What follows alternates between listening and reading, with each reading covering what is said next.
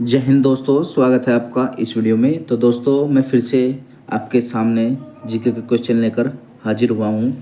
तो दोस्तों ये क्वेश्चन खास होने वाले हैं क्योंकि हमारे जीके जो है एक बहुत बड़ा टॉपिक मान लीजिए आप, ठीक है, या सब्जेक्ट कह लीजिए दोस्तों। उसमें history, geography, political science, ethics, civics, हमारा साइंस हुआ, ठीक है दोस्तों। साइंस में केमिस्ट्री, बायोलॉजी या फिजिक्स कुछ भी, ठीक है दोस्तों। कहीं से भी क्वेश्चन पूछ लेते हैं।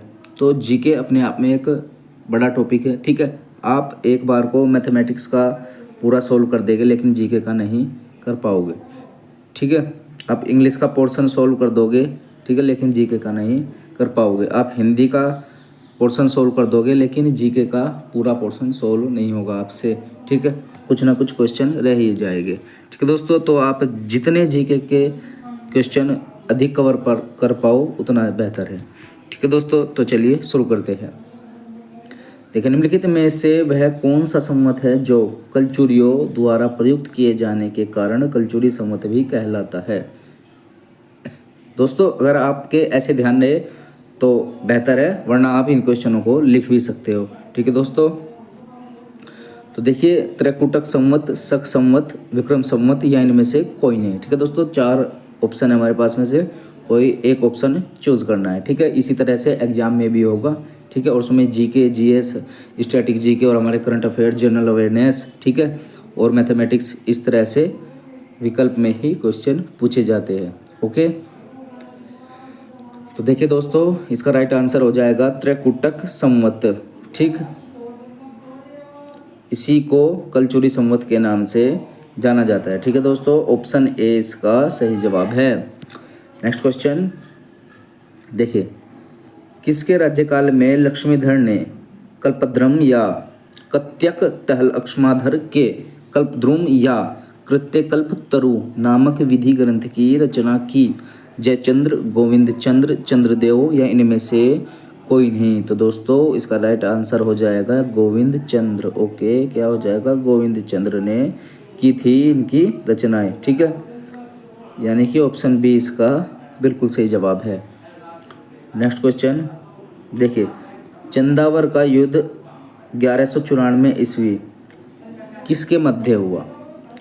जयचंद एवं मोहम्मद गोरी, भीम द्वितीय एवं मोहम्मद गोरी, पृथ्वीराज तृतीय एवं मोहम्मद गोरी या इनमें से कोई नहीं। तो दोस्तों इसका राइट आंसर हो जाएगा जयचंद एवं मोहम्मद गोरी के बीच हुआ था चंदावर का युद्ध, ओके। यानी कि ऑप्शन ए इसका सही जवाब है। नेक्स्ट क्वेश्चन देखिए, नैषेध चरित व खंडन खंड खाद्य के रचयिता श्री हर्ष किस शासक के राजकवि थे? ठीक है दोस्तों, जयचंद्र, कुमारपाल, पृथ्वीराज तृतीय या चंद्रदेव। तो दोस्तों इसका राइट आंसर हो जाएगा जयचंद, ठीक है। जयचंद के दरबार में राजकवि थे, ओके। यानी कि ऑप्शन ए इसका बिल्कुल सही जवाब है। नेक्स्ट क्वेश्चन देखिए, निम्नलिखित शहरों में से किसमें लिंगराज मंदिर अवस्थित है? श्रवणबेलगोला, बीजापुर, भुवनेश्वर या कोलकाता। तो दोस्तों इसका राइट आंसर हो जाएगा भुवनेश्वर, ओके। यानी कि ऑप्शन सी इसका सही जवाब है। नेक्स्ट क्वेश्चन देखिए, किस पर स्वामित्व के लिए पाल, प्रतिहार व राष्ट्रकूट के बीच त्रिपक्षीय संघर्ष हुआ? दिल्ली, कन्नौज, पाटलिपुत्र या इनमें से कोई नहीं। तो दोस्तों इसका राइट आंसर हो जाएगा हमारा कन्नौज, ओके। क्या हो जाएगा? कन्नौज। यानी कि ऑप्शन बी इसका बिल्कुल सही जवाब है। नेक्स्ट क्वेश्चन देखिए, त्रिपक्षीय संघर्ष की पहल किसने की? नागभट्ट द्वितीय ने, ध्रुव ने, वत्सराज या धर्मपाल। तो दोस्तों इसका राइट आंसर हो जाएगा वत्सराज ने, ओके। किसने? वत्सराज ने, ओके। यानी कि ऑप्शन सी इसका सही जवाब है। नेक्स्ट क्वेश्चन देखिए, त्रिपक्षीय संघर्ष का आरंभ किस सदी में हुआ? 9वीं सदी में, 7वीं सदी में, 8वीं सदी में या 6ठी सदी में? तो दोस्तों इसका राइट आंसर हो जाएगा 8वीं सदी में हुआ था, ठीक है, त्रिपक्षीय संघर्ष का आरंभ, ठीक है दोस्तों। 8वीं सदी ध्यान रखना है आपको, यानी कि ऑप्शन सी इसका सही जवाब है। नेक्स्ट क्वेश्चन देखिए, त्रिपक्षीय संघर्ष का आरंभ और अंत किस राजवंश ने किया? प्रतिहार, राष्ट्रकूट, पाल प्रथम या इनमें से कोई नहीं? तो दोस्तों इसका राइट आंसर हो जाएगा प्रतिहार। ठीक है, प्रतिहार राजवंश ने किया जो त्रिपक्षीय संघर्ष का अंत था। ठीक है दोस्तों, यानी कि ऑप्शन ए इसका सही जवाब है। नेक्स्ट क्वेश्चन देखिए, क्वेश्चन नंबर 390। त्रिपक्षीय संघर्ष में भाग लेकर उत्तर भारत की राजनीति में हस्तक्षेप करने वाली, दक्षिण से उत्तर पर आक्रमण करने वाली दक्षिण की प्रथम शक्ति थे? बहमनी, विजयनगर, राष्ट्रकूट, चोल। तो दोस्तों कौन सा वंश था? ठीक है, वो पूछा है। तो दोस्तों इसका राइट आंसर हो जाएगा हमारा राष्ट्रकूट। क्या हो जाएगा दोस्तों? राष्ट्रकूट, यानी कि ऑप्शन सी इसका बिल्कुल सही जवाब है। Next question, question number 391। पाल वंश का संस्थापक था? देवपाल, गोपाल, धर्मपाल या इनमें से कोई नहीं? तो दोस्तों इसका राइट आंसर हो जाएगा गोपाल।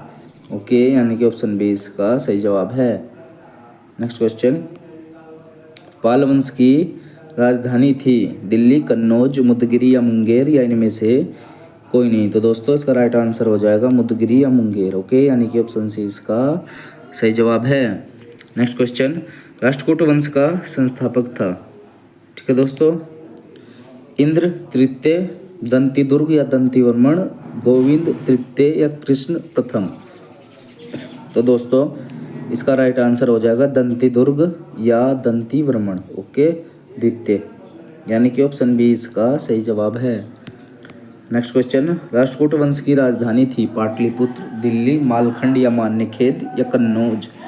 तो दोस्तों इसका राइट आंसर हो जाएगा हमारा पाटलिपुत्र, दिल्ली, मालखंड, मान्यखेत और डी दोस्तों है कन्नौज। तो इसका राइट आंसर हो जाएगा हमारा मालखंड। ठीक है दोस्तों, क्या हो जाएगा? मालखंड। आप इसको मान्यखेत भी बोल सकते हो। ठीक है, ऑप्शन सी इसका सही जवाब है। नेक्स्ट क्वेश्चन देखिए, किस प्रतिहार शासक ने आदिवरह की उपाधि धारण की? नागभट्ट द्वितीय, मिहिर भोज, नागभट्ट प्रथम या इनमें से कोई नहीं?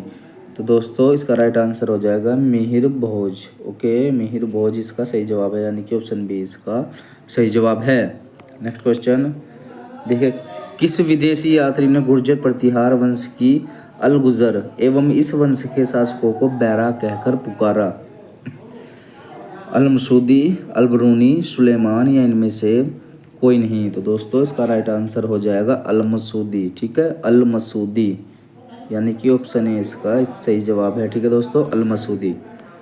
नेक्स्ट क्वेश्चन देखिए, कर्पूर मंजरी नाटक के रचयिता राजशेखर को किस प्रतिहार शासक ने संरक्षण दिया?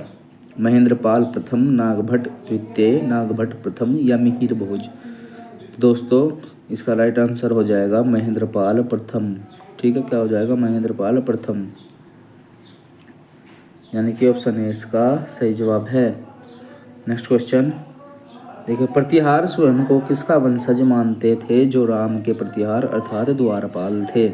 चंद्र, लक्ष्मण, सूर्य या इनमें से कोई नहीं? तो दोस्तों इसका राइट आंसर हो जाएगा लक्ष्मण, यानी कि ऑप्शन बी इसका सही जवाब है।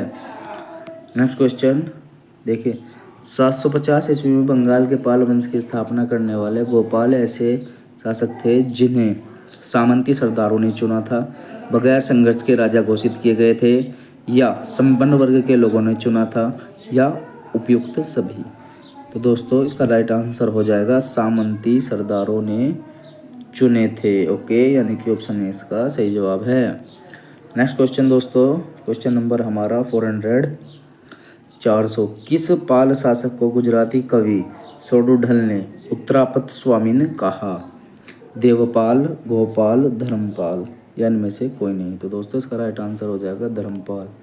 ओके, यानी कि ऑप्शन सी इसका सही जवाब है। तो दोस्तों जैसे हमारे क्वेश्चन थे, इन क्वेश्चनों में से हमारे जीके के क्वेश्चन पूछे जाते हैं। ठीक है दोस्तों, जीके में कुछ क्वेश्चन इस तरह से आते हैं, बल्कि अधिकतर क्वेश्चन आते हैं जो कि हमारे पढ़े हुए नहीं होते। ठीक है दोस्तों, अगर आप हिस्ट्री भी पढ़ोगे तो आप जो है इम्पोर्टेंट और मेन क्वेश्चन पढ़ोगे।